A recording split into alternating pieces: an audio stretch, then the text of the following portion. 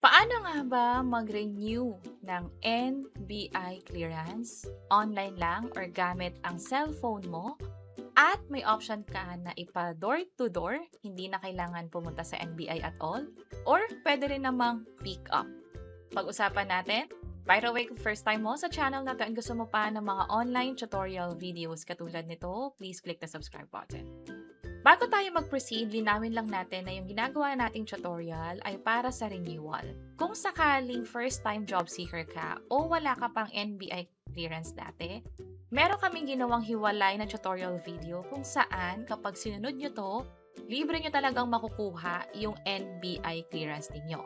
So, pwede nyo i-check itong tutorial na to kung sakaling first-time job seeker nga kayo at kailangan ng NBI clearance or NBI certificate.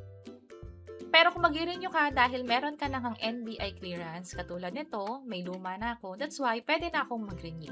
At pwede yan gawin sa eGov na app. Bali, mag-download lang kayo and then mag-register. From here, makikita nyo na kaagad yung NBI e-clearance application. Sobrang dali lang gawin. Parang less than 10 minutes lang nagawa ko na din to.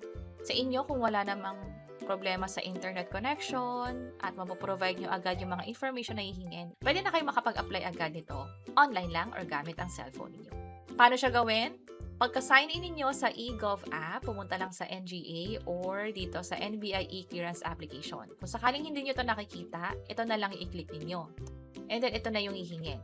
By the way, aside dito sa NGA, sa bandang baba, meron pa dito kung saan National Government Portals, yan yung pinakakailangan natin. Pareho lang yung NGA sa bandang taas, also itong National Government Portals.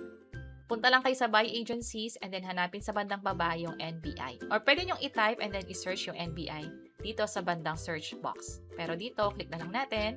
NBI clearance tayo. Again, for renewal lamang ito. Kasi ang mangyayari, dahil nga hindi na tayo pupunta sa NBI site or sa office, kukunin yung previous na record. Pero kailangan i-update yung mga information. That's why mag-fill up tayo ng information dito. Mapapansin nyo rin na hindi na tayo magbibigay ng complete name, birthday, kasi nabigay na natin yun nung nag-sign up sa eGov app. By the way, kung wala pa kayong eGov account, kung hindi pa kayo nag-register, pause nyo muna tong video na to, mag-sign up muna kayo. At meron kaming ginawang hiwalay na tutorial video kung paano nga ba mag-sign up online.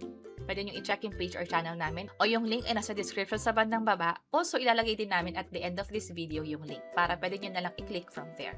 So, balik tayo dito. Health data, birthplace, other information, hihingin. So, unahin natin yung health data, yung weight in kilogram. Let's say 60 kilograms ba kayo or 70 kilos, depende sa inyo. Height in cm. Hindi ito yung 5'3", 5'4". Instead, 160 cm ba yan? Less or more? Eye color, piliin nyo lang dito sa drop-down by tapping this. Next naman ay scar marks, complexion, may pagpipilian din. Birthplace or birth country, piliin nyo kung Philippines or outside the country. Kapag Philippines, magbibigay din ng province, maging yung municipality. For other information, dito naman pasok yung marital status. Single ba, married, o yung iba dito. Next naman, religion, may pagpipilian din, Roman Catholic, other Christian, Iglesia, Islam, at iba pa. Kapag okay na, tap itong next, emergency information, and then father details, also mother details. So, emergency information, hindi naman kailangan na kamag-anak or immediate family. Kahit kaibigan, colleague, guardian, pwedeng-pwede. Basta sila yung pwedeng kontakin kapag may emergency. Father details, kapag walang info, NA na lang, pero kung meron, proceed sa pag-sign up.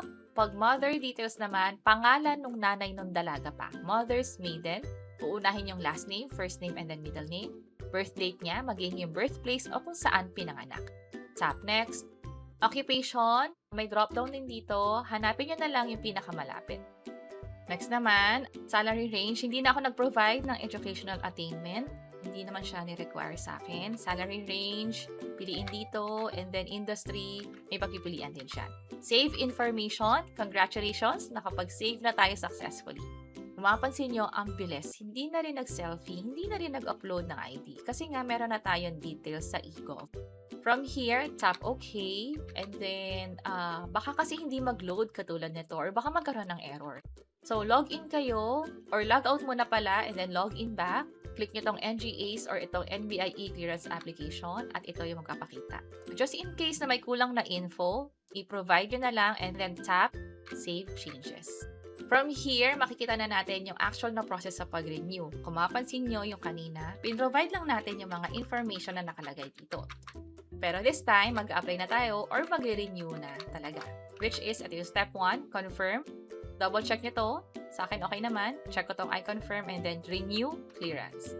Delivery, option nyo ba is door-to-door? Ibig sabihin, hihintayin nyo na lang yung NBI clearance ninyo na i-deliver doon sa address ninyo. Or for pick-up, kung sakaling gusto nyong sadyain na lang para nga naman din mas mura, pwede rin naman, lalo kung dadaanan nyo naman to sa trabaho o malapit sa inyo. So kapag door-to-door nga pala, 360 kasi 200 yung charge para sa pag-deliver. Tap natin yung amount, and then kung magkano man o kung ano man yung pinili ninyo, may option kayo na bayaran yan via GCash, Maya, credit card or debit card, basta may Visa or MasterCard na logo. Pwede rin naman yung over-the-counter, online banking, EasyPay, 7-Eleven, or DragonPay. ShopeePay pwede din, pero pwede rin yung cash payment. Let's say, sanay kayo magbayad ng bills ng cash sa mga bayad center, sa mga mall, kung saan nagbabayad kayo ng bills sa mga pawn shop, pwede rin yun. Basta tanungin nyo lang kung tumatanggap pa sila ng payment for NBI. Also, sa website ng NBI, makikita din yung mga accredited payment partners nila. Tap natin itong pay with cash at kapag ganyan, meron na tayong QR code at reference number. Ito yung pinaka-ibibigay natin sa NBI site kung sakaling ang pinili natin ay pick up. From this reference number, mariretrieve nila or makukuha nila yung record mo at mula doon, pwede na ito i-print at ibigay sa inyo. By the way, hindi kayo pwedeng pumunta sa NBI or hindi ma-deliver sa inyo hanggat hindi ito paid kahit may reference number kayo. Tandaan, merong status dito na pending. Kapag paid na yan, ibig sabihin na bayaran nyo na either GCash, Maya, or iba pa. Pag paid na yan, pwede nang i-claim, pwede nang pumunta sa site, or i-expect na i-deliver sa address ninyo. I-highlight ko na lang din na kapag pick up, hindi pa ako makapili ng ibang site. Hindi ko alam kung ngayon lang to o baka mag-update in the future. So, i-double check nyo kapag tinatry nyo na. Kasi, ang nakalagay dito ay yung sa UN Avenue, Manila, or yung sa UNF, yung malapit sa LRT UN Station. Hindi ko siya napapalitan. Let's say, nag-apply ako ng panibago, pick up ulit, and then mag-try ako ng ibang branch. Sa ngayon, main office lang yung available. Nung tinry ko yung iba, wala, ayaw talaga. So, balik tayo dito sa main office. So, pwede ko na itong i-claim. Dadaan ako na lang at doon nga sa NBI office, pupunta na sa releasing para kunin mismo yung NBI document. At yun yung proseso sa pag-apply or pag-renew ng NBI clearance. Online lang. Pwede rin magbayad. Online lang din at may option tayo ng either door-to-door or for pick-up. At may iba't ibang paraan para bayaran ito online or kahit cash payment. Sana nakatulong tong video na to. Kung oo, pakiclick ang like button at para sa iba't ibang mga tutorial videos, pwede nyo i-check yung mga nasa baba. Sana makatulong and see you sa mga next videos. Bye-bye!